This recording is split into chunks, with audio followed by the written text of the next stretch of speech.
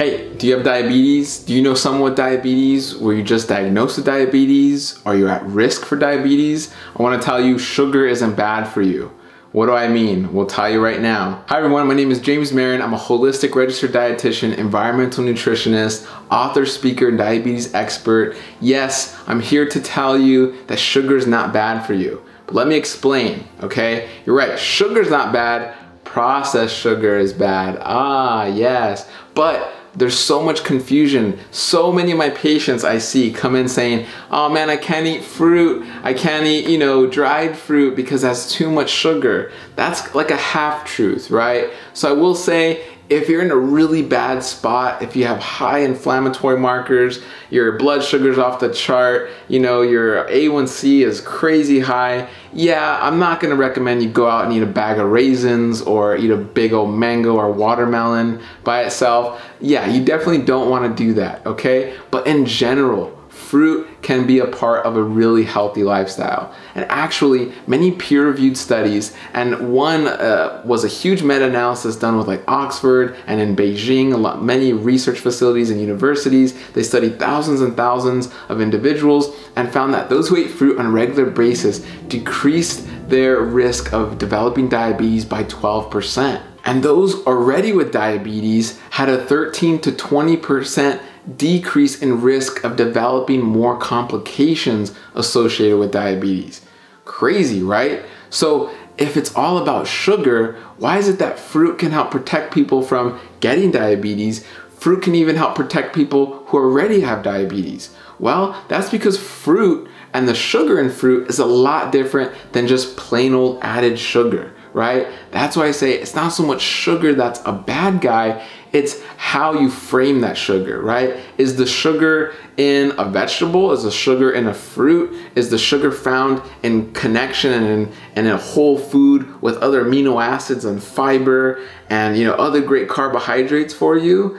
Or is it just been processed and extracted and it's just plain old sugar, in the form of cane sugar or high fructose corn syrup, right? So there's a big difference between high fructose corn syrup and a mango, right? There's a big difference between cane sugar and, a strawberry. So there's a huge difference, and I want you to understand that. So that is why we have evolved over time to crave sugar and love sugar, okay? Remember, all of our cells need sugar as energy. We pump up our muscles and get ready to do, great exercise or great work by storing sugar in our muscle in the form of glycogen, right? So sugar is there to help us. We just gotta get the right sugar, okay? And you don't wanna do the overly processed or even the artificial sugars, right? Artificial sugars are one of those big misconceptions that you're not getting, the calories, you're not getting the sugar, but you're still tasting the sweet, right? So there are a lot of studies that show that still tasting that sweet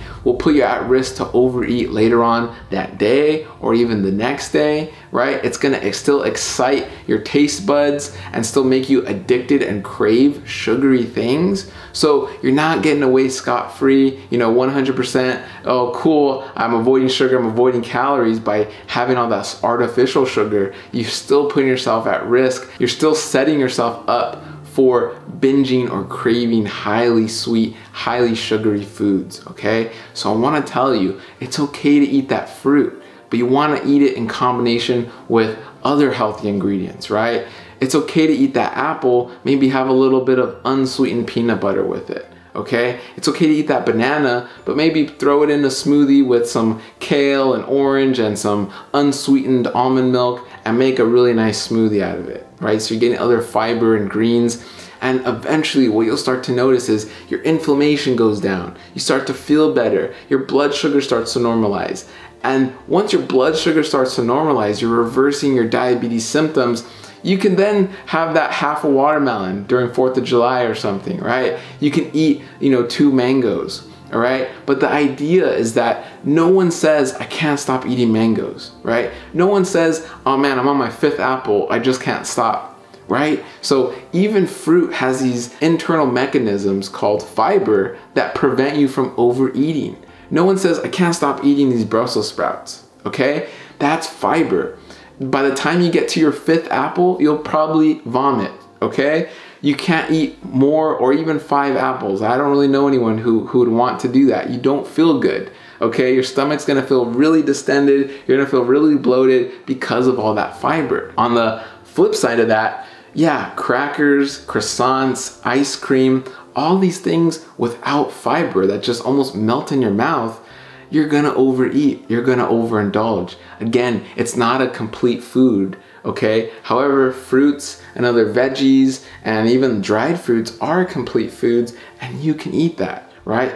And listen to your body. When you're on your second apple, even I don't really know people who eat 2 apples, but if you are, your body's gonna say, I'm full, that's enough, right?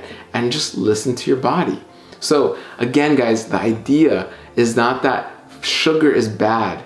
It's processed, refined, added sugar. Right? There's a big difference. I want you to understand that difference, and don't just label sugar as the bad guy, because it's not. We need sugar to function. We need sugar to thrive. And as long as we pick the right forms of sugar, you're gonna be healthy and happy. So I want you to learn more about this. I wanna give you this free diabetes booklet. In this booklet is gonna be a shopping guide. It's gonna help you navigate the grocery store.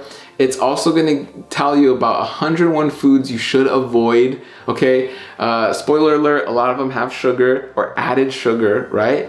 But it's gonna give you this great information on what foods to eat, what foods to avoid. This is something I give to my patients. This is a really great resource that my patients really love, and it helps my patients avoid diabetes altogether, or it helps them begin to reverse their diabetes symptoms, okay? So definitely get this resource, absolutely free. Click the link below in the description. Get your free diabetes booklet today. If you like this video, if you like what you heard, you want to learn more, connect with us, share this video with friends and family. We hope to see you again, and we hope you have a wonderful day. Thank you so much.